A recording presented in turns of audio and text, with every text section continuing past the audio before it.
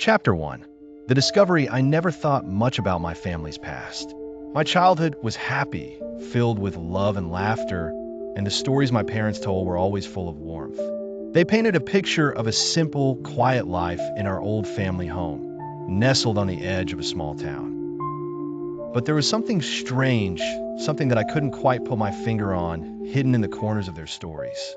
It was as if they always avoided talking about certain details, small gaps in the narrative, strange silences when the subject of family history came up. One day, I found an old journal in the attic. It was dusty, leather-bound, and seemed out of place among the boxes of forgotten trinkets.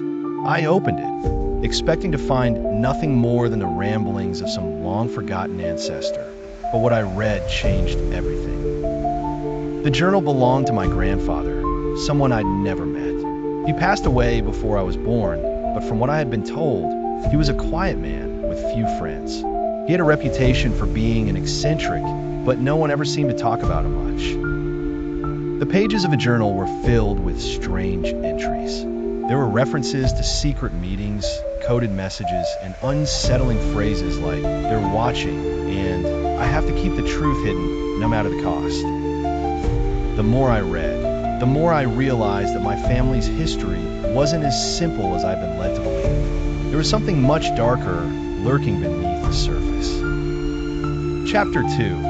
The hidden room my curiosity grew, and I couldn't stop thinking about the journal. I began asking my parents about my grandfather, hoping to piece together more of the story. But every time I brought him up, their faces grew tight, and they quickly changed the subject. One evening, after they went to bed, I decided to search the house. There had to be more to this story, and I wasn't going to stop until I found out what. I started with the basement, where I had never really spent much time. The place was old and damp, the air thick with the smell of mildew. After a few minutes of searching, I came across something odd, a door, half hidden behind old furniture.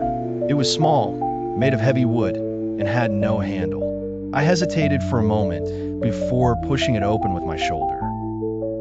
Inside was a small, dusty room, dimly lit by a single bulb hanging from the ceiling. The walls were covered in old newspaper clippings, some yellowed with age, others seemingly too new to belong there. I stepped inside, heart racing. The clippings detailed a series of mysterious disappearances in the town, going back decades, many of them linked to my family.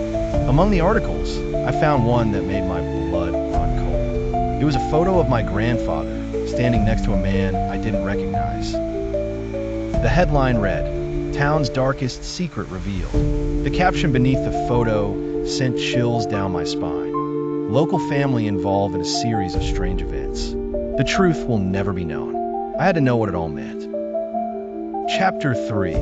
The unraveling over the next few days, I couldn't shake the feeling that something was terribly wrong. I continued to dig into my family's past, searching through old records, local archives, and anything else I could find. The more I uncovered, the darker it became. There were whispers about my grandfather's involvement with a secret group in town, a group that operated in the shadows, manipulating events, controlling people, and ensuring that certain things remained buried. Their influence stretched across generations, and their secrets were protected by fear. I learned that my grandfather wasn't just an eccentric. He had been the leader of this group, and my family had been a part of it for decades. They had a hand in the disappearances, and their motives were far more sinister than I could have ever imagined. But the worst part was yet to come. As I connected the dots, I realized that my own parents were involved in this web of lies and deceit.